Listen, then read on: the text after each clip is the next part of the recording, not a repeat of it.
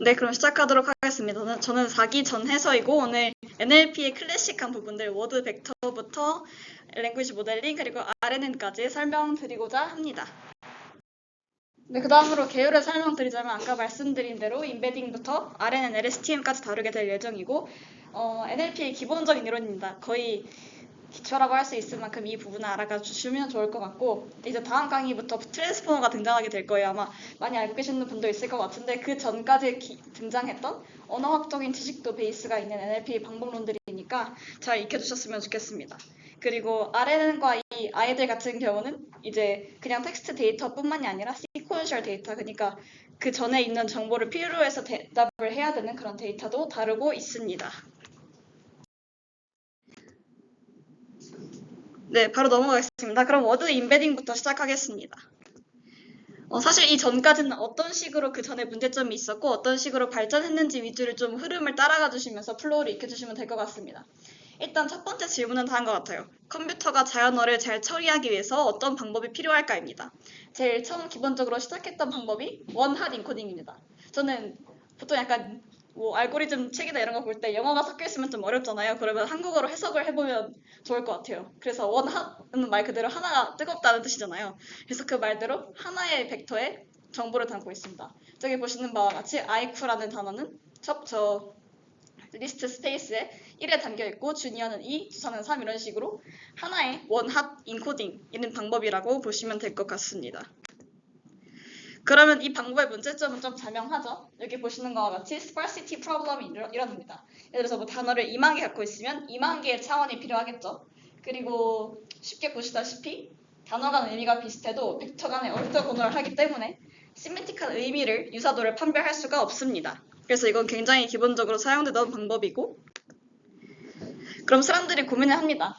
그럼 언어 인코딩 말고 단어의 의미를 어떻게 잘 표현할 수 있을까입니다. 그래서 다음으로 떠오르게 될 언어학과 관련된 내용인데요. Distributional Semantics입니다. Distribution, 다들 확률과 통계 수업에서 많이 들어보셨을 텐데 말 그대로 확률과 분포에 대한 것이죠. 그래서 그냥 진짜 분포로 나타내겠다. 이 벡터에 대해서, 그러니까 이 워드에 대해서 분포로 의미를 나타내겠다는 뜻입니다. 그래서 이 퍼스라는 분이 이런 말을 했는데, 그래서 최근에 있는 NLP에까지도 사용되는 방법론이니까 꼭 익혀두셨으면 좋겠습니다. 그래서 어떤 식으로 발전을 했냐라고 하면 여기 보시면 뱅킹이라는 단어가 있을 텐데 이렇게 앞뒤 문맥을 보시면 뱅킹이라는 뜻이 되게 달라지잖아요. 해석은 잘 하시면 될 것 같고, 이런 식으로 뱅킹의 의미가 여러 가지 있는데 이거를 한번 모델링을 해보자 하는 것입니다. 그래서 이 주변에 있는 컨텍스트가 NLP에서 굉장히 많이 등장하는 단어인데 이런 컨텍스트 워드를 기반으로 뱅킹을 레프레젠테이션 해보자입니다. 그래서 이런 식으로 좀 핫하지 않고 좀 분산돼 있죠. 이런 식으로 분산해서 인베딩을 나타내게 되는 방법입니다. 그러면 이렇게 바뀌게 되면 어떤 게 좋은가라고 하면 그 전에 있던 단점들이 보완되는 것을 볼 수 있어요. 여기 보시면 아마 많이 보셨을 예제 같은데 man, woman이 똑같은 형태로 이런 식으로 매핑이 되는 걸 볼 수 있습니다. man, woman은 king이랑 queen이랑 이 분포 형태가 비슷한 것을 볼 수 있고 이런 식으로 verb tense도 됩니다. walking, walked, 그리고 swimming, swim 이런 식으로도 되고, 네, 이것도 많이 보셨을 것 같은데 country, capital과 같은 예제도 이 벡터 공간 속에서 표현이 됩니다. 그러니까 유추 가능한 정보가 되는 거죠. 그래서 둘을 비교하자면 다음과 같습니다. 원어 벡터 같은 경우는 모든 내가 갖고 있는 콤퍼스 차원에 대해서 하나하나 할당을 해줘야 되기 때문에 대체로 고차원입니다. 그렇기 때문에 정보가 딱 하나의 1에만 밀집이 되어 있기 때문에 스파르스하다고도 볼 수 있어요. 그리고 직접 인덱싱을 해줘야 되고 0과 1로만 표현된다는 것이 특징입니다. 그에 비해서 월드 인베딩 같은 경우는 저차원이라는 점이 있는데 예를 들어서 265차원 그리고 1020차원 제가 고정을 해놓은 그 차원 안에서 분포 형태로 인베딩이 진행이 됩니다. 그러니까 숫자가 1024차원이면 그 차원 안에 모두 다 이렇게 들어가 있는 거죠. 그래서 그렇기 때문에 이 덴스한, 그러니까 0과 1이 아니라 좀 더 덴스하게 밀집되어 있는 것을 볼 수 있습니다. 그리고 워드 인베딩 같은 경우는 단어 데이터로 학습이 가능하고요. 그리고 실수 타입으로 표현된다는 그런 여러 가지 특징들이 있습니다. 그럼 이렇게 좋은 게 있었으면 논문을 또 한 편을 써야겠죠. 그래서 이 방금 말씀드린 워드 인베딩을 가지고 나타난 논문이 2013년에 워드2 100입니다. order200은 단어 벡터 표현들을 가져오기 위한 NLP 기술이고, 그냥 쉽게 설명드리자면 코퍼스라는 그런 큰 단어 뭉치가 있으면 여기서 어떤 단어가 있으면 그 다음에 어떤 단어가 등장할지 그런 확률들을 학습해서 그냥 진짜로 확률 싸움을 하는 그런 모델링을 한다고 생각하시면 될 것 같아요. 그래서 메인 아이디어는 일단 예시를 보여드린 다음에 다시 오겠습니다. 이렇게 보시면 problems turning into banking crisis as 이렇게 하나의 코퍼스에 있는 하나의 문장이 있으면 into를 저희가 아까 말씀드렸던 컨텍스트 월드 그리고 센터 워드를 넣는다면 into에서 센터 워드로 바뀌는 겁니다. 그래서 이 빨간색을 중요하게 보았을 때 이 주변에 있는 단어들을 갖고 이 주변에 이렇게 단어들이 있을 때 얘는 등장할 확률이 몇 %일까를 모델링을 하는 겁니다. 그래서 여기 보시면 outside context word 2개를 반영한다. 그래서 윈도우라고 보고요. 창문으로 볼 때 약간 앞만 보이고 약간 옆에가 약간만 보이잖아요. 그러니까 좀 시야가 제한되는 경우가 있는데 그래서 윈도우라는 걸 NLP에서 보통 씁니다. 그래서 단어 2개만 보겠다. 윈도우 사이즈 2. 그리고 앞에 단어 2개만 보겠다. 그래서 윈도우 사이즈 2입니다. 그래서 이런 식으로 펼쳐서 볼 때 이 센터가 등장할 확률이 뭔가를 보는 겁니다. 그래서 이트 다음에 단어가 뱅킹이죠. 뱅킹도 똑같이 센터 워드를 바꿔서 보고 뱅킹이 등장했을 때 확률이 어떻게 될까? 이 주변 단어들을 통해서 뱅킹이 등장할 확률이 어떨까를 예측을 하는 겁니다.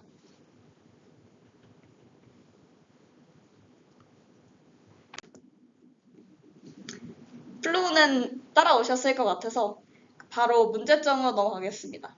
문제점 같은 경우는 뭐가 있을까요? 그러니까 주변의 단어들로 이 단어의 가운데 있는 단어의 확률을 계산하다 보니까 여기 예시를 보시면 아름다운 논문 좀 보세요, 아름다운 애니 좀 보세요라고 할 때 이 주변의 맥락이 다 똑같죠. 컨텍스트가 다 똑같죠. 이때 센터 워드만 바뀌었을 때 논문이랑 애니랑 그럼 유사한 단어인가? 라는 잘못된 예측을 할 수 있게 됩니다. 그리고 다음으로 제가 좀 진교의 거인이라는 애니를 되게 좋아해서 그거 관련된 좀 예시를 들고 왔는데 윈도우 크기를 벗어난 중요한 단어들은 고려하지 못하게 됩니다. 예를 들어서 여기서 중요한 거는 리바이는 조사 병단이다라는 단어거든요. 근데 이 주변에 좀 이상한 수식어 구들이 많은 거예요. 숨겨진 비밀이 있는 그리고 거인의 캐릭터 라는 좀 부가적인 정보들이 많이 플러스가 되어 있을 때 그 단어들까지는 이 중요한 단어를 고려하지 못한다는 게 단점입니다. 플로우 중심으로 잘 따라주시면 될 것 같아요. 그러면은 그거를 또 한번 해결해 볼 방법이 있을까라고 해서 글로브, 바로 다음 연도에 나왔죠. 패닝턴 씨라는 분이 글로브를 만들어내게 됩니다. 글로브 같은 경우는 윈도우 베이스드긴 한데 코어 오커런스 매트릭스라고 생각하시면 돼요. 코어 오커런스 사실 저희가 논문을 볼 때 딱 영어를 보면 잘 안 읽히잖아요. 보통 한글을 봐야 그 의미가 한 번에 해석이 되면서 들어오는데 그럼 이것도 한번 똑같이 해석해 보시면 될 것 같습니다. 아까 말했던 그런 컨텍스트 단어를 고려하는 동시에 발생할 확률인 매트릭스다 라고 생각하시면 될 것 같아요. 네, 아래 똑같이 나와 있네요. 그래서 오더200의 문제점을 부분적으로 해결하게 된 게 여기 example에 보시면 I like learning, I like NLP, I like enjoy flying이라는 게 있는데 이런 식으로 등장했던 단어들에 대해서 row랑 column을 똑같이 이렇게 만듭니다. 그래서 예를 들어서 I라는 단어랑 등장했던 게 like가 2번이 있고 enjoy가 1번이 있네 를 매핑을 하는 겁니다. 똑같이 이 다이어그램 대칭으로 똑같은 정보가 있겠죠. 그래서 이런 식으로 좀 동시에 발생 여부를 함께 고려를 한다는 것이 글로브의 특징입니다.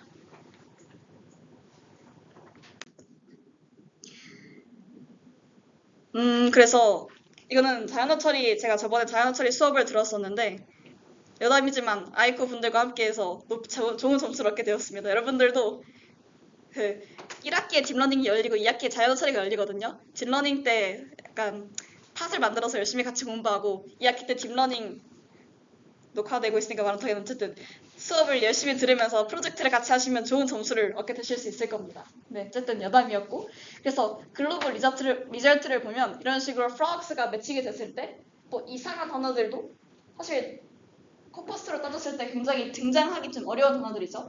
그럼에도 불구하고 코어 오커런스를 따졌을 때 frogs랑 잘 매칭이 된다라는 것을 아이디어를 얻어가시면 될 것 같습니다.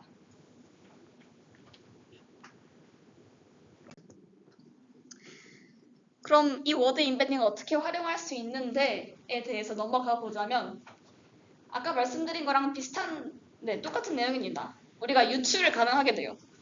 뭐 swim, swimmer, 뭐 teach, teacher 이런 식으로 벡터 간의 거리랑 방향이 비슷하죠. 그런 식으로 네, 거리를 유축을 할 수 있게 됩니다. 이따가 실습을 해볼 때 좀 다뤄볼 예정입니다.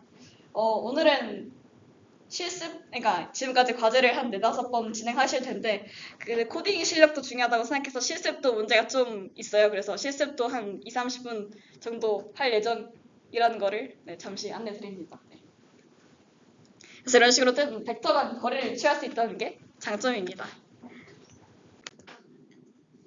그 다음으로 랭귀지 모델링입니다. 랭귀지 모델링이 그래서 말은 되게 화려하죠. 뭐 랭귀지 모델링. 근데 정확하게 따져보자면 그냥 간단한 태스크예요. 챗 GPT가 하는 거랑 똑같이 지금까지 단어가 앞에 몇 개가 있는데 그럼 다음 단어로 뭐가 올 건가가 메인 태스크라고 보시면 될 것 같습니다.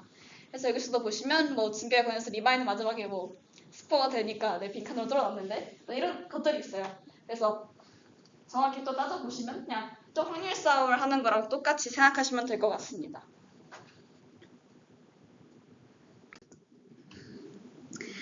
그래서 첫 번째 모델링을 하기 위해서 방법론이 여러 가지 있을 거예요. 근데 첫 번째 생각해낸 것들은 좀 스태티스틱하게 접근을 하는 겁니다.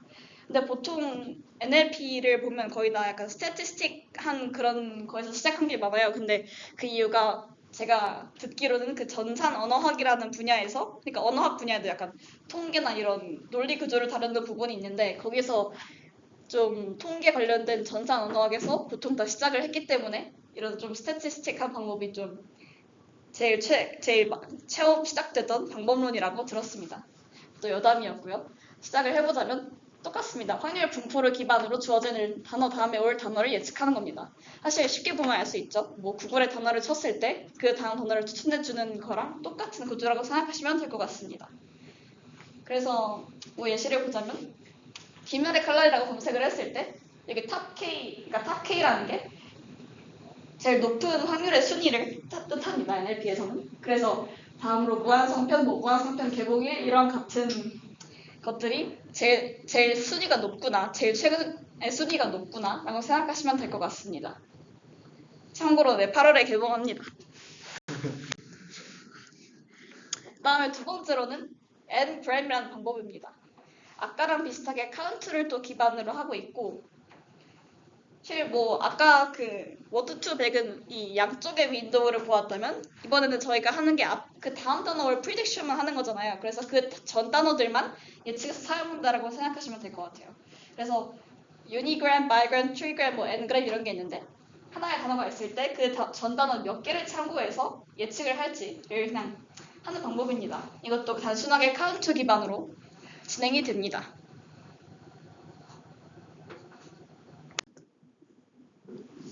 그래서 이것도 징계결과인 대사 중 하나인데 아무것도 버리지 못하는 사람은 아무것도 바꾸지 다음에 뭔가를 예측해야 될 때 그냥 정말로 카운트 기반으로 생각하면 될 것 같아요. 보통 유니그램은 이 랭귀지 모델링이라는 측면에 맞지 않아서 그러니까 블랭크만 참고해야 되니까 보통은 쓰이지 않고 바이그램부터 보시자면 바꾸지, 그러니까 두 단어가 등장하는 것보다 한 단어가 등장하는 게 더 확률이 높을 거잖아요. 그래서 그런 직관을 가지고 보신다면 바꾸지라는 단어의 카운트랑 그 다음에 바꾸지 다음에 저기 뒤에 블랭크가 들어갈 카운트를 계산을 하는 거라고 생각하시면 될 것 같습니다. 그래서 똑같아요. 나머지는 뭐 바이그램, 트라이그램 이런 식으로 점점 흘러가고요.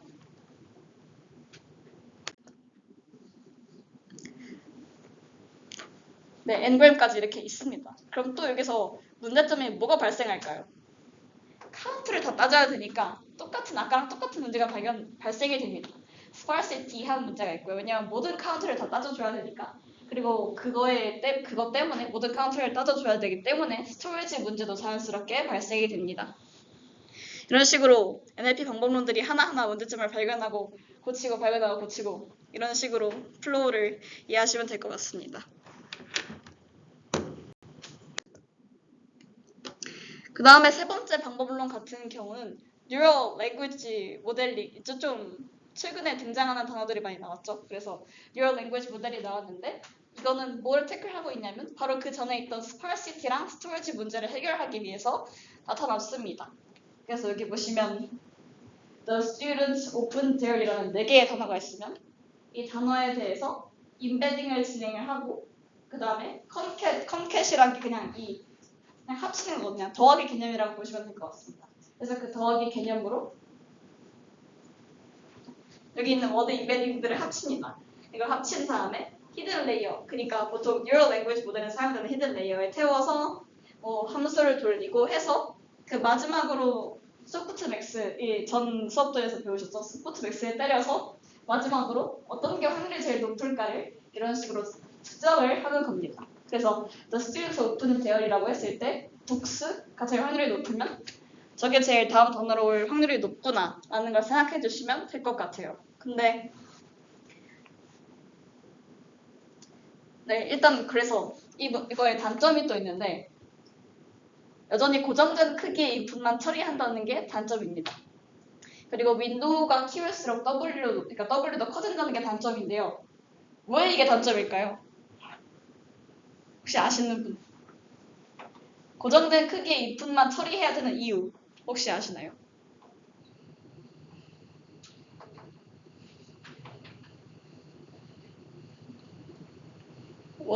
워드 벡터를 인베딩하고 컨캣을 해서 히든 레이어에 태워서 이렇게 확률을 예측하는데 왜 꼭 The students open their이라는 4단어만 사용을 해야 될까요? 이 예시와 같은 경우는.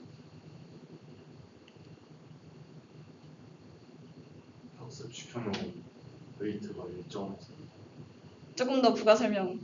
그러니까 내가 이 4단어의 맥락으로 학습을 시켜놓으면 새로운 인풋을 넣으려면 그 웨이트랑 사이즈가 안 맞은 정확합니다. 와. 좋아. 여러분 파이토치 과제 다 푸셨죠? 오늘까지인가요? 좀 나왔어요. 좀 남았어요. 거기 보시면 거기랑 그리고 LSTM이랑 트랜스포머에 이제 나중에 과제를 하시게 되면 아마도 디멘션 문제가 제일 골치를 썩이는 걸 아실 수 있는데요. 여기서 보시면 예를 들어서 이거는 4개로 벡터가 이렇게 인베딩 되고 이것도 4개라고 했을 때 컨캣을 하면 이걸 더하게 되기 때문에 딱 이 16개만 사용을 하게 됩니다. 근데 또 히든 레이어에 곱해야 되잖아요. 그럼 아까 현우님 맞죠? 네. 네. 현우님 말씀대로 여기 디멘션 차원이 어긋나게 됩니다.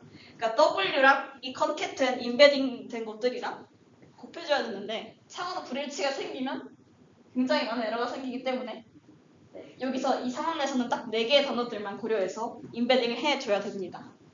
그렇기 때문에 자연스럽게 발생하는 게 여기서는 지금 4개의 단어만 고려를 했는데 만약 예를 들어서 10개 단어를 고려를 해야 되면 10 곱하기 4에서 40개 아니면 100개면 100 곱하기 4, 400개 이런 식으로 W도 이 차원에 맞춰줘야 하기 때문에 W도 커지게 되는 그런 문제점이 생기게 됩니다.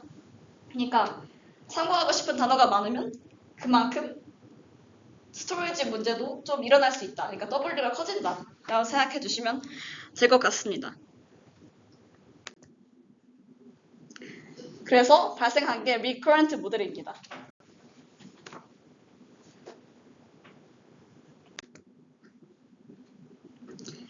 recurrent 모델 같은 경우는 RNN이라고 많이 들어보셨을 것 같은데 이거를 한국어로 또 해석을 해보면 쉬워요. 재기, 순환, 반복 이런 식으로 해석이 될 것 같습니다.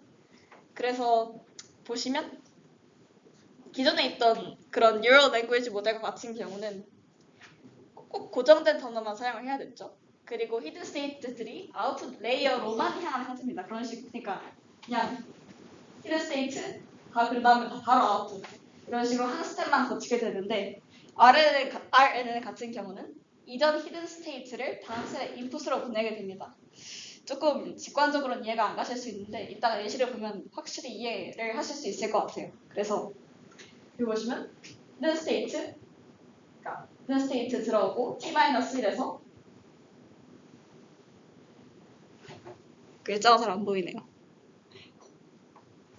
네, 여기 히든 스테이트에서 W를 곱한 다음에 새로운 히든 스테이트가 생겨나고 x의 정보를 또 반영을 해서 또 곱해서 새로운 히든 스테이트가 생겨나고 또 지금 있는 x를 곱해서 또 새로운 히든 스테이트가 생겨나고 이런 식으로 히든 스테이트가 계속해서 업데이트 되면서 이전의 값들을 반영하는 구조라고 생각해 주시면 될 것 같습니다. 그래서 여기서는 보통 RNN 계열에서는 셀이라고 많이 부르는데 셀이 이런 리커런트, 재기적으로 반복되는 그런 순환적인 역할을 하는 노드라고 보시면 될 것 같아요. 그래서 이전 값을 기억을 합니다. 이전 값을 기억을 해서 계속해서 가는 메모리 역할을 수행한다고 보시면 될 것 같아요.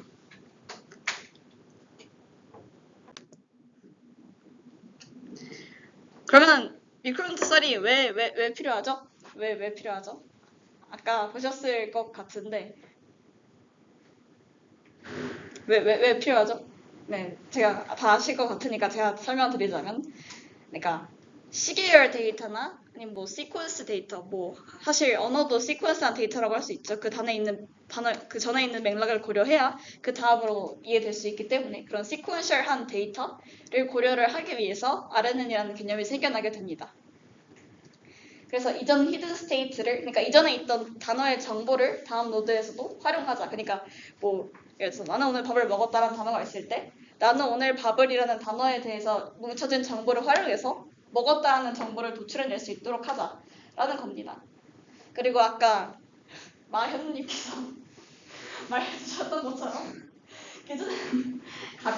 기존에는 인풋이 또 꼭 고정된 길이어야 됐어요. 단어가 4개라든지 5개라든지 꼭 고정이 됐어야 되는데 지금은 이제 인풋이랑 아웃풋의 길이를 유동적으로 설계할 수도 있고 어떤 정보를 아웃풋으로 보는지에 따라서 다양한 정보를 알 수 있게 됩니다. 예를 들어서 one-to-one이나 뭐 one-to-many 이 4개를 보시면 될 것 같은데 one-to-many, 뭐 many-to-one, many-to-many, many-to-many인데 좀 다양한 형태 이런 식으로 볼 수 있습니다. 좀 예시를 들어보자면 혹시 NER이라고 들어보시는 분 있나요? NER.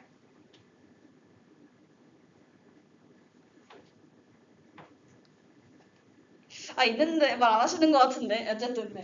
Named Entity Recognition이라고 예를 들어서 뭐 IQ라고 하면 여기에 Organization, 동아리 이런 식으로 이 단어가 어떤 형태인지 매핑이 되는 그런 NLP 태스크 중 하나입니다. 그래서 이런 식으로 예를 들어서 나는 IQ에 왔다라고 하면 나는 뭐 사람으로 매핑이 되고 IQ는 뭐 동아리, 뭐 왔다는 뭐 동사 뭐 이런 식으로 매핑이 되는 구조인데 RNN 같은 경우는 이런 것들이 다 가능하다는 그런 구조적인 장점이 있습니다. 그래서 어떤 아웃풋셀을 활용하는지에 따라서도 다른 태스크를 수행할 수 있다는 게 큰 장점이에요. 예를 들어서 미니트 원 같은 경우는 수업이 꽤나 지루한 거리라고 했을 때 이 정보들을 다 통합을 해서 맨 마지막에 지루한 거리라는 것을 출력을 한다면 이게 바로 세티멘트 애널리시스와 같은 태스크에 활용이 될 수 있겠죠. 네, 그렇습니다.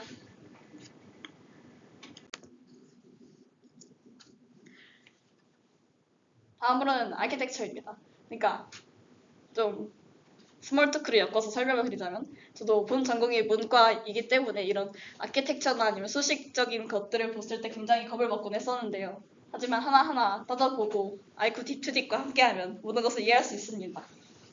그래서 들어보셨을 분도 있을 것 같으니까 그래도 기본적으로 이렇게 설명을 해보자면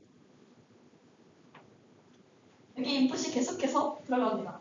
인풋이 아까 말씀드린 것처럼 계속해서 들어가고 여기 WX가 있고 WH가 있습니다. 그래서 이 X를 타고 가서 WX가 이렇게 지나가고 그 전 기록으로부터 받은 HT-1이라고 하면 이 전 기록을 갖고 있는 것들을 이 X와 곱해줘요.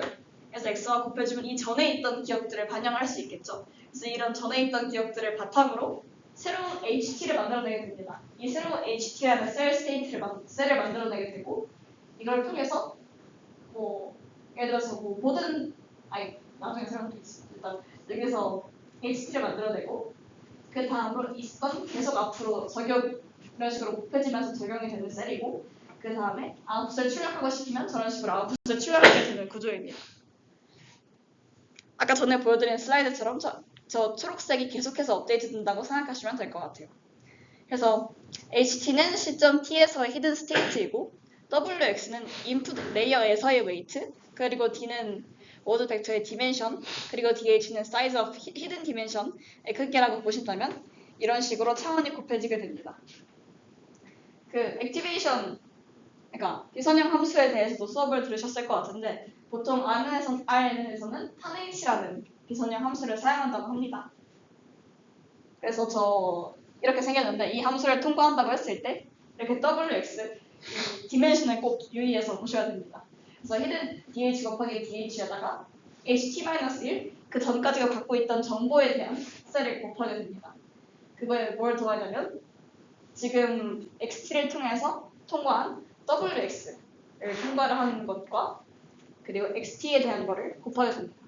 그래서 이렇게 해서 X에 대한 정보도 임베딩을 하고 그 다음에 바이어스 대 B를 곱해주고 그렇게 돼서 DH 곱하기 1이라는 또 새로운 스테이트 HT를 만들어내게 됩니다.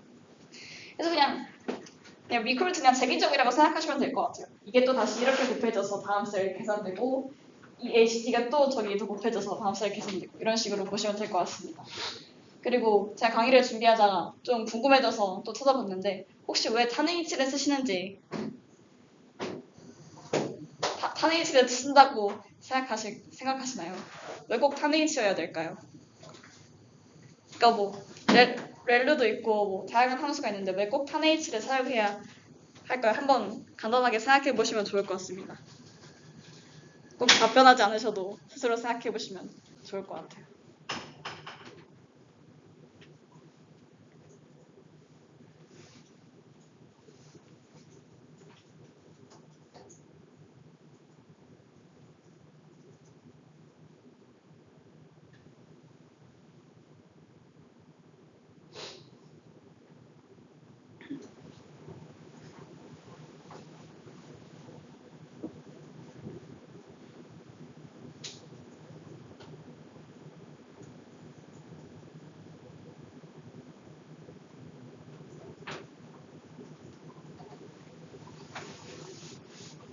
제가 최근에 알게 된 정보를 토대로 말씀드리자면 분명히 RNN 만드는 사람도 다양한 액티베이션 펑션을 실험해 봤을 텐데 tanH를 골랐다고 한 이유는 그레디언트가 잘 반영이 되기 때문이라고 합니다. 그 말은 즉슨 여기 기울기가 되게 가파르잖아요. 그래서 그런 가파른 기울기를 토대로 이전의 정보를 뭐 잘 반영할 수 있다 뭐 이런 취지였다고 기억이 됩니다.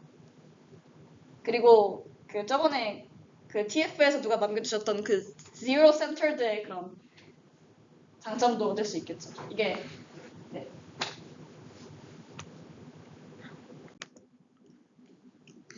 그래서 특징이 뭐냐고 하면 아까 말씀드렸던 것처럼 이게 웨이트는 계속해서 변하지 않습니다. 그래서 그냥 이 RNN에서 웨이트는 상수라고 생각하시면 될 것 같아요. 그래서 이 한 번 계속해서 이렇게 돌아갈 때마다 이 웨이트는 상수로서 고정되고 같은 매트릭스를 계속해서 사용을 하게 됩니다. 그러니까 backpropagation 해서 새로운 러스를 좀 줄이려고 W를 바꾸지 않는 이상 계속해서 같은 웨이트를 사용하게 됩니다.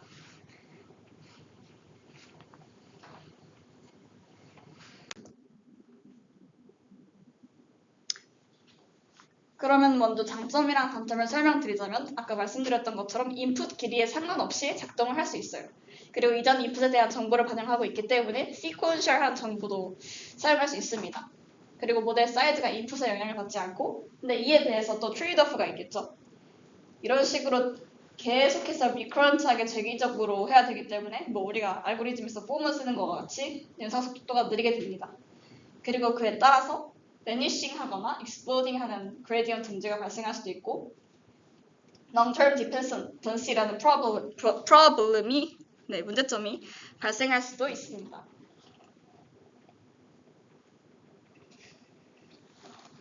그런 문제점이 있다는 걸 생각해 두시면서 일단 아키텍처를 다시 살펴보면 아까랑 똑같은 구조인데 The Student Open Theory 각각의 한 단어 인풋으로 들어가죠.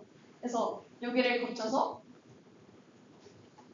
H를 만들고 그럼 여기 H에는 여기 더 같은 정보가 들어가 있겠죠. 그래서 이 더 같은 정보를 또 거치고 The Student의 정보를 또 반영해서 다음으로 보내고 opened도 반영해서 다음 셀로 보내고 그리고 there도 반영해서 다음으로 보낸 다음에 여기서 예측을 때리는 거예요. 그래서 여기서 예측을 때렸을 때 다음 단어에 대한 prediction이 가능하겠죠. 그래서 아까랑 똑같이 복수가 제일 높으니까 복수가 다음 단어로 올 확률이 제일 높다라고 생각해 주시면 될 것 같습니다.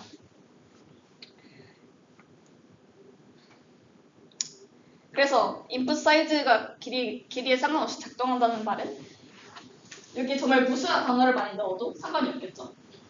아까는 컨캣에서 디멘션 차원을 맞춰줘야 하기 때문에 꼭 단어가 고정되어 있어야 되는데 네.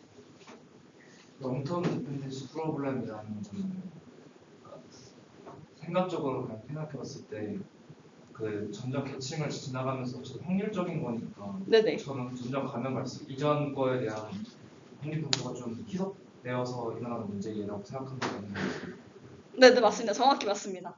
앞으로 이따가 추후 조금 더 구체적으로 설명드릴게요. 그래서 이런 식으로 계속해서 정보를 더해주는 거기 때문에 말씀해주신 거로 그레디언트를 따지면 앞에 정보가 희석이 될 수밖에 없습니다. 그래서 이거를 베니싱 그레디언트라고 문제를 부르는데 이것 때문에 또 발생한 문제가 long-term dependency problem 그러니까 비슷한 느낌으로 생각해 주시면 될 것 같아요. 그래서 이런 두 가지 문제가 있는 구조입니다.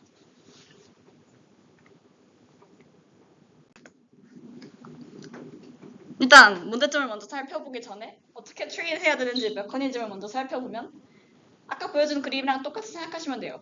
스텝이 있고 그 스텝마다 YT를 계산하게 됩니다. 그걸 그러니까 그 전에 있던 T-1개의 단어들을 바탕으로 T개의 등장 확률을 예측하는 겁니다. 사실 여기까지 살펴보면 지금까지 많은 걸 살펴보셨잖아요. 그런 연구들이랑 사실 맥락은 비슷해요. 그러니까 그 전에 있던 컨텍스트 워드를 기반으로 지금 거에 있는 단어의 확률을 예측하겠다. 그 직관은 똑같은데 어떤 식으로 임플리멘테이션이 바뀌는지를 주로 플로우를 따라가 주시면 될 것 같습니다. 그래서 아마 로스 펑션도 수업을 들으셨을 것 같은데 크로스 엔트로피 로스를 사용하고요. 그 다음에 이 부분이 좀 중요한데 그러니까 아까 W가 상수처럼 쓰인다고 했잖아요. 그래서 W가 업데이트 되지 않기 때문에 나중에 러스를 한 번에 다 같이 평균을 구해줘야 되는 게 있는데 지금 이해가 안 되시더라도 나중에 좀 더 설명드리겠습니다. 그래서 전체 학습 데이터에 대한 로스를 딱 한 가지로 구하는데 각 스텝별 로스에 대해서 평균을 매깁니다. 왜 이렇게 해야 되는지는 뒤에 설명드릴게요.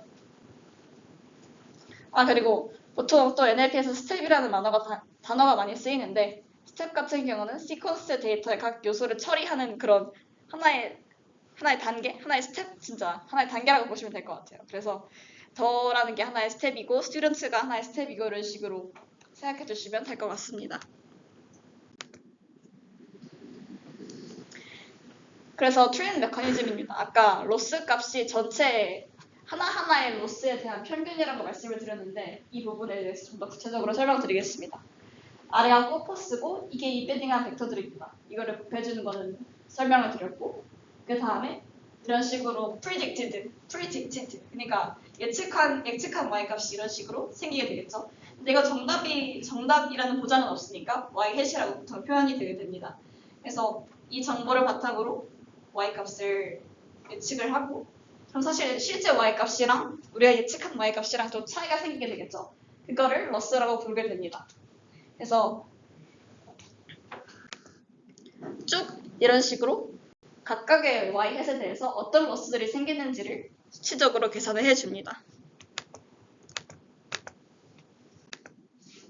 이런 식으로 하나하나 지나가고 그럼 최종적으로 다 로스들이 있겠죠? 모든 스텝마다 로스들이 생기게 될 텐데 이거를 토대로 평균을 내게 됩니다.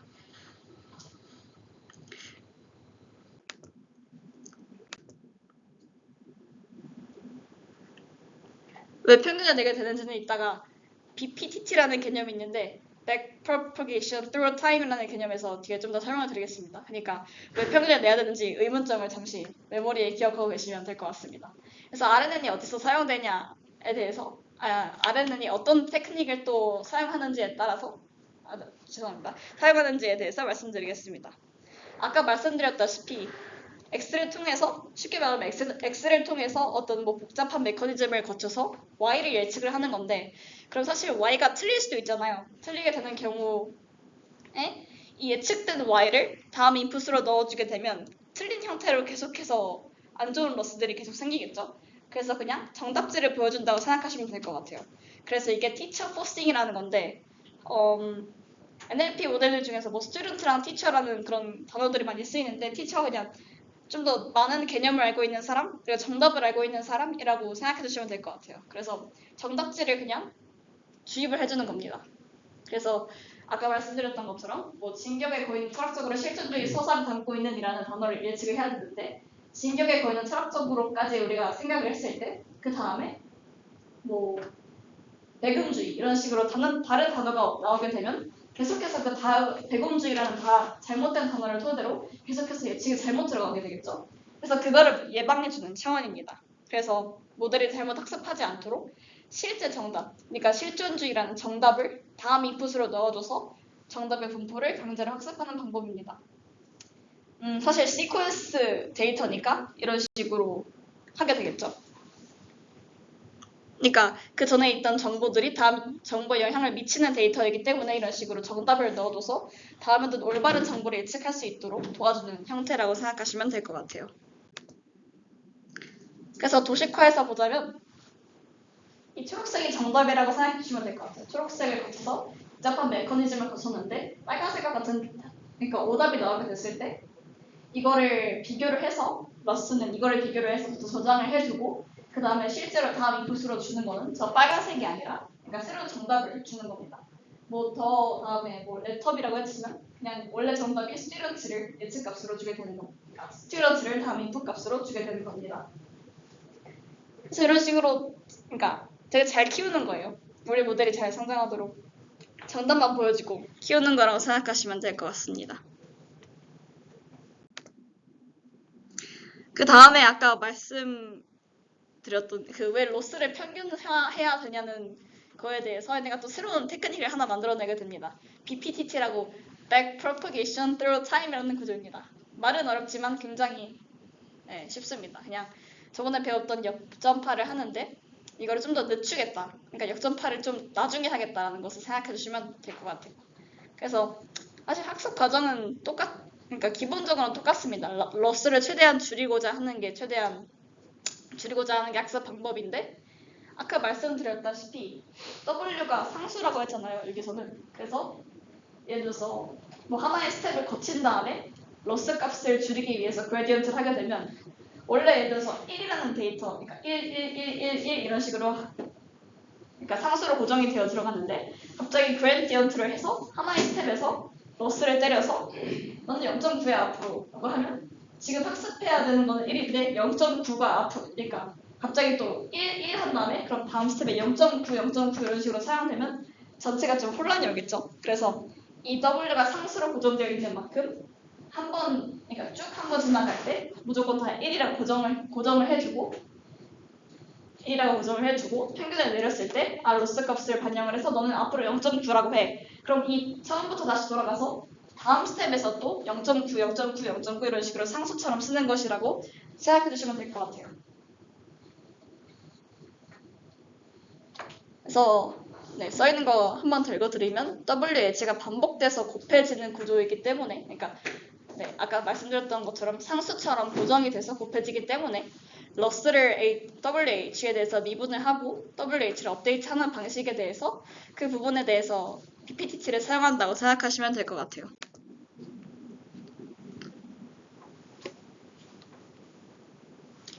아까 말씀드렸던 것처럼 순전파라는 게 별게 아니라 그냥 역전파의 반대니까 그냥 그 모델을 통과하는 겁니다. 그래서 모델을 통과할 때 WH가 고정된 컨스텐츠였기 때문에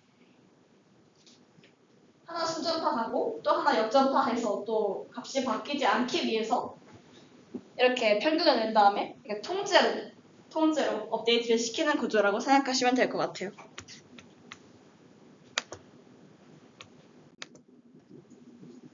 그래서 다음과 같습니다.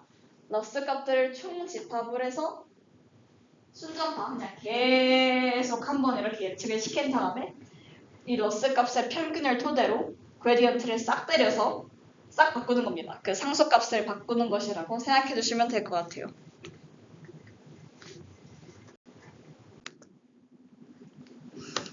그러면 또 질문이 생길 수 있는 게 RNN은 NLP만 되니? 라고 질문이 드신다면 그건 아닙니다. 텍스트나 뭐 CKR 데이터 아니면 오디오도 사실 그 전에 있는 정보를 바탕으로 예측을 해야 되는 거잖아요. 그래서 그렇게 시퀀스가 존재하는 것들은 대부분 쓸 수 있다고 생각해 주시면 될 것 같아요. 라벨링이나 뭐 생성, 캡셔닝, 주가 예측 지금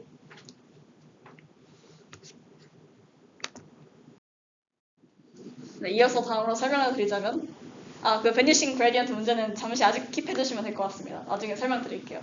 그래서 어떤 식으로 사용될 수 있냐라고 하면 이게 아까 말씀드렸던 NER, Named Entity Recognition이라는 태스크 중 하나인데 그러니까 베이스는 noun이고 뭐 더 같은 경우는 determinant라는 구조인데 그런 식으로 문법을 태깅하는 겁니다.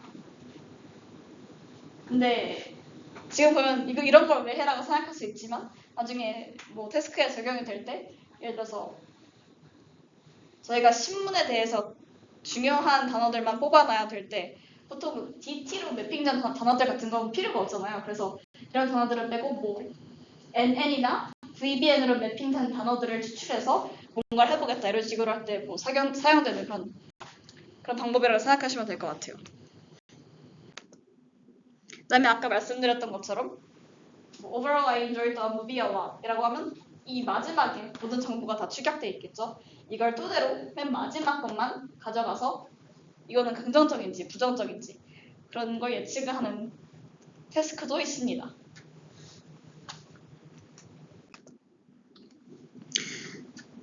네, 그리고 뭐 QA 같은 경우도 이렇게 정보를 다 뽑아내서 앤서를 하는 그런 구조도 있습니다. 여기에 또 인코더라는 개념이 있는데 아마 트랜스포머 때 실컷 보시게 될 것 같으니까 킵해 두도록 하겠습니다. 그 다음에 말씀드린 것처럼 스피치 레코그니션도 진행이 됩니다. 그래서 뭐 오디오 자체를 받아서 뭐 왔어 이런 식으로 예측을 하게 되기도 합니다. 근데 또 여담이지만 또 말씀드리자면 요즘 스피치 레코그니션도 CNN과 같은 그런 사진 데이터, 그러니까 이미지 데이터로 처리하는 경우도 꽤 많더라고요. 그래서 이런 식으로 주파수 같은 게 스펙트로그램이라는 건데 이거를 그냥 이미지 데이터로 잘라서 뭐 모델에 넣고 이걸 통해서 뭐 스피치를 예측하는 그런 오디오를 스피치로 바꿔서 하는 그런 연구들도 많이 진행이 되고 있는 것 같습니다.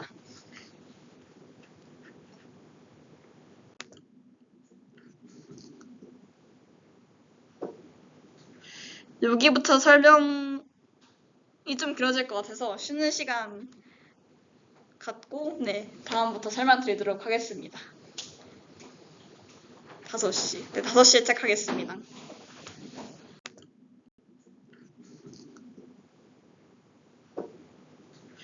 여기부터 설명이 좀 길어질 것 같아서 쉬는 시간 갖고 다음부터 설명드리도록 하겠습니다. 5시. 5시에 시작하겠습니다. 그레이트 한 적이 있었어. 별로 얼마 안 남았으니까 빨리 끝내고 실습 시작하겠습니다. 그러면은 아까 언급해주신 그 Vanishing Gradient랑 Exploding Gradient라는 문제가 생기는데 사실 또 한글로 해석을 해보면 Gradient 사라진다, Gradient 폭발한다. 사실 두 개가 완전히 상반된 개념이잖아요. 근데 어떻게 이 두 개가 동시에 생길 수 있다는 거지를 좀 메모리에 가지고 계시면서 들어주시면 될 것 같습니다. 다음 학기에 막 딥러닝 수업이 열릴 텐데 거기서 체인 룰이란 걸 배워요. 근데 체인 룰이란 게 그러니까 이런 식으로 계속 곱해지는 거죠. 뭐 H1, J4를 할 때 이런 식으로 계속 곱해질 수 있다는 구조를 다들 아실 거라고 생각을 합니다. 그래서 이런 식으로 계속 곱해지게 되는데 그 과정에서 문제가 생겨요. 여기 보시면 H1은 다한 것 같고 H2는 다한 것 같고 H3는 다한 것 같고 H4는 다한 것 같죠. 근데 이런 식으로 체인을 통해서 계산을 하게 되면 생겨나는 문제점이 여기를 보시면 WT가 계속해서 곱해져서 W 트랜스포즈, 그러니까 T가 트랜스포즈일 텐데 이걸 보시면 계속해서 W가 곱해지게 됩니다. 이 과정에서 문제가 생길 수 있다는 것을 염두에 두시면 될 것 같습니다.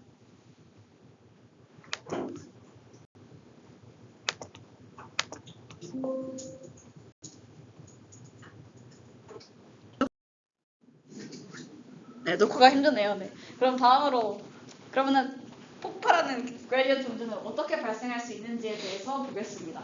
그래서 사실 선형 대수학 관점에서 설명을 드리면 그러니까 이 웨이트에 대한 아이건 벡터가 1이 넘었을 때 익스플로딩 그레디언트가 발생하고 1보다 작았을 때 베니싱 그레디언트라 문제가 생긴다고 수학적으로 그렇게 생각해 주시면 될 것 같아요. 그래서 웨이트 매트릭스가 너무 큰 경우에 발생을 하게 됩니다.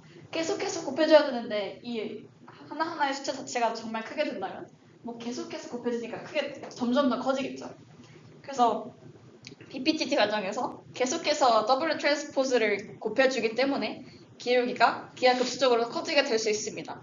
특히 아까 봤던 그 내용을 좀 더 리콜 해보면 RNN은 탄 H를 쓴다고 했죠. 근데 탄 H 아까 보시면 기울기가 완전 살벌했죠. 네, 그런 것 때문에 이런 문제가 생길 수 있다는 걸 보시면 될 것 같아요. 그러면은 어떻게 발생을 하게 되는 거를 어떻게 해결하면 좋을까라고 생각을 하신다면 그레디언트 클리핑이라고 그런 멋진 단어가 있는데 또 생각을 해보면 클립이 자른다는 거잖아요. 그냥 기울기 잘라버리겠다라는 겁니다. 그래서 특정 트래식 홀드까지만 그레디언트를 허용을 하고 예를 들어서 0.4까지만 너는 그레디언트 증가를 해 라고 하고 0.4 이상의 0.5, 0.6 이런 식으로 계속해서 곱해짐에 따라서 그레디언트가 증가를 하게 되면 그냥 다 잘라버리고 0.4까지만 업데이트해 라고 하는 겁니다. 그래서 기울기를 할 때 업데이트의 방향을 유지를 하되 그냥 그 상하선, 리미테이션을 두는 거라고 생각하시면 될 것 같아요. 그래서 그레디언트가 커지면 이런 식으로 막 왔다 갔다 지그재그 하면서 수렴할 수 있게 됐는데 그레디언트 클리핑 같은 경우는 이런 식으로 잘 컨버지를 할 수 있습니다. 그 다음에 또 하나의 문제가 베니싱인데요. 이거는 아이건 벡터가 1보다 작을 때 생기는 문제입니다. 그래서 또 이건 아래는 그조인데 그냥 또 보시면 탄 H를 이렇게 해서 그레디언트를 하게 되면 이런 식으로 1-y 제곱이 됩니다. 근데 뭐 0.1이랑 0.1 곱하면 직관적으로 0.001이잖아. 0.1이잖아요. 0.01. 그래서 그런 거랑 똑같이 계속해서 소실이 된다고 생각하시면 될 것 같아요. 곱해지니까 그냥 계속 줄어드는 거죠. 예를 들어서 the student bought some books라고 할 때 the student의 정보가 계속해서 줄어들게 되는 거죠. 근데 뭐 내 단어가 아니라 진짜 뭐 뉴스라던가 하나의 콤퍼스라던가 이런 거일 때 점점 더 앞에 있는 정보가 소실되겠죠. 그래서 vanishing gradient입니다.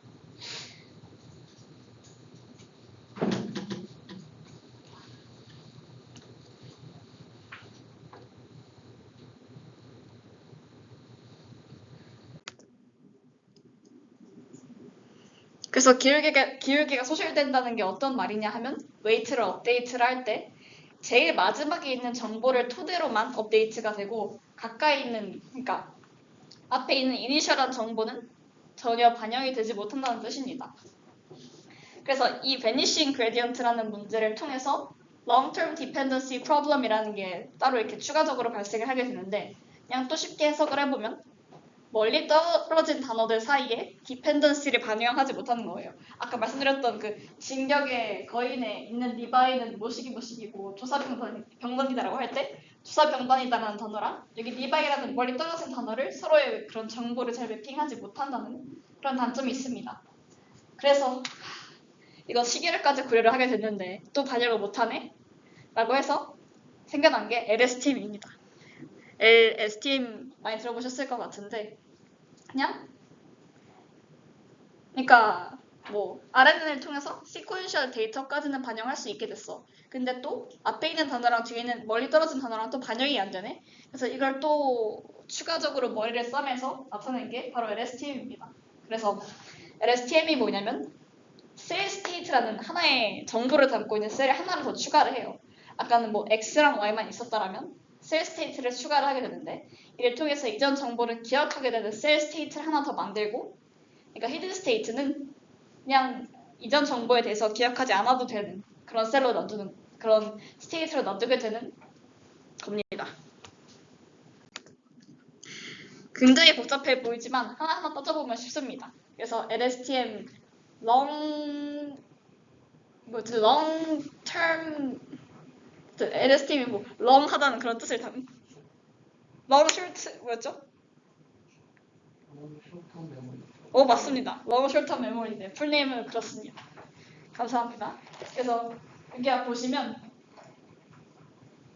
총 3개의 게이트로 구성이 되어 있습니다. 역할을 3개를 하는데 forget, 잊어버리는 게이트, input, 그냥 진짜 input 반영하는 게이트, output, 그냥 output하는 게이트라고 생각해 주시면 될 것 같아요. 굉장히 회로같이 생겼고 복잡하게 생겼지만 결국 들어가는 거는 X랑 H랑 C, 셀 스테이트가 들어가게 되고 아웃풋으로 나오는 것도 똑같이 H, C 그리고 이번에 X가 들어가서 Y 이런 식으로 3개가 인풋이 들어가고 3개가 나온다고 생각하시면 쉬울 것 같습니다. 그래서 C를 통해서 이전 정보를 기억하는 거를 역할을 따로 구분을 해서 걔한테 짭을 때리는 거죠. 그래서 하나하나 역할을 따져보겠습니다. 그리고 이 부분은 나중에 과제로 디멘션을 맞추면서 수행하시게 될 거니까 기본적인 이론은 확실히 익혀주시면 좋을 것 같아요. 그래서 forget gate는 사용하는 정보가 X랑 H입니다. X랑 H의 시그모이드를 태워서 하게 되는데 과거의 정보를 버릴지 말지를 결정하게 됩니다. 그 말이 무슨 말이냐면 HT-1이라는 저 인풋 셀이 있는데 이게 들어가서 과거에 있는 정보를 얼마나 버려야 될지 얼마나 반영해야 될지를 예측하는 겁니다. 그래서 현재의 정보와 과거의 정보를 이렇게 합쳐서 forget gate가 구성되어 있다고 생각하시면 될 것 같고 input gate는 또 X랑 HT-1이 들어갑니다. 그래서 현재 정보를 기억하기 위해서 현재의 셀이에요. 지금에 있는 X를 얼마나 반영해야 되는지에 대해서 고민하는 셀입니다. 사실 수식적인 건 그렇게 어렵진 않아요. 그냥 디멘션 맞추는 과정이라고 생각하시면 될 것 같고 여기 시그모이드랑 탄 H 같은 그런 그러니까 비선형 함수들만 이렇게 넣어주시는 것이라고 생각하면 될 것 같아요. 그게 어렵지 않습니다. 그 다음에 아웃풋 게이트가 있고 또 셀을 업데이트하는 부분이 있습니다. 아까 셀이라는 게 그 기억 정보들의 히스토리를 반영하는 구조라고 설명을 드렸는데 그렇게 하기 위해서는 얼마나 잊어야 될지 여기가 forget 게이트였잖아요. 얼마나 잊어야 될지 그리고 여기가 input 게이트였는데 얼마나 까먹고 현재의 정보는 얼마나 저장할지를 계산해 주는 거라고 생각하시면 될 것 같아요. 이전 정보는 얼마나 0.7만큼만 기억하면 되고 그리고 현재 정보는 0.9만큼 기억해줘 이런 식으로 곱하고 더해서 또 새로운 CT를 만들어야 됩니다. 새로운 셀 스테이트를 만들어내게 됩니다. 그렇게 해서 forget이랑 input 게이트를 고려를 하게 되는 거고요. 그 다음에 output 게이트와 같은 경우는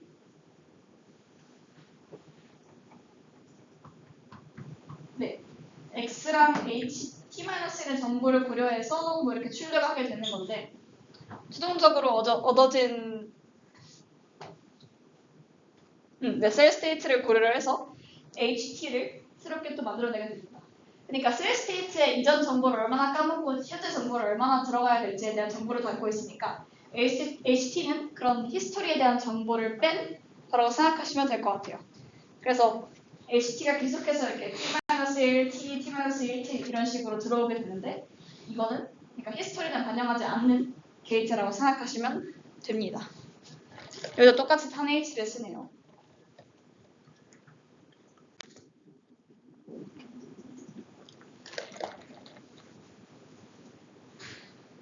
네, 아까 말씀드렸던 업데이트 셀을 좀 더 자세히 보자면 기억할 정보들을 더하기 연산으로 연결하게 되고 이렇게 더하기 연산으로 연결해서 하나의 셀 스테이트를 만들었기 때문에 체인 룰로 발생하는 그레디언트 문제를 해결할 수 있다고 합니다.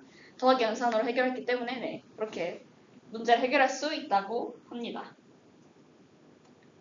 계속해서 반복하는 것 같지만 그래서 결론적으로 보자면 이렇게 for get이랑 input gate 두 개를 다 반영하는 거라고 생각하시면 돼요. 얼마나 까먹고 얼마나 현재를 기억할 건지 그렇게 직관적으로 보시면 될 것 같습니다. 까먹는 거랑 기억하는 거. 그 다음에 LSTM에서 새롭게 나온 게 GRU라는 게 있어요. 근데 놀랍게도 2014년인데 한국인이 개발했습니다. 한국인이 개발한 모델이고요. LSTM이랑 매우 비슷한데 그냥 조금만 더 간단하게 만들었다고 생각하면 될 것 같아요. 그러니까 아까는 게이트가 뭐 아웃풋 게이트가 있었는데 그냥 아웃풋 게이트 빼버리고 H 뭐 T- 이런 걸로 해서 리셋 게이트랑 업데이트 게이트로만 이루어진 거라고 생각하시면 될 것 같아요. 근데 굉장히 그러니까 LSTM이랑 비교를 하자면 조금 더 성능은 떨어지는데 조금 더 간단하고 좀 더 속도가 빠른 모델이라고 생각하시면 될 것 같습니다. 그래서 과정은 비슷해요. 사실 엄청 비슷하고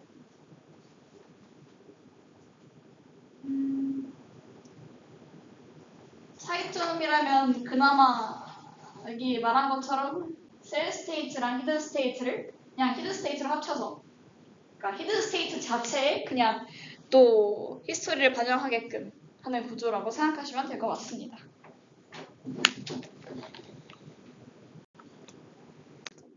네, 사실 네 클래식한 NLP는 막 모델 구조 자체가 그렇게 복잡하진 않아서 네 여기까지 마무리하도록 하겠습니다.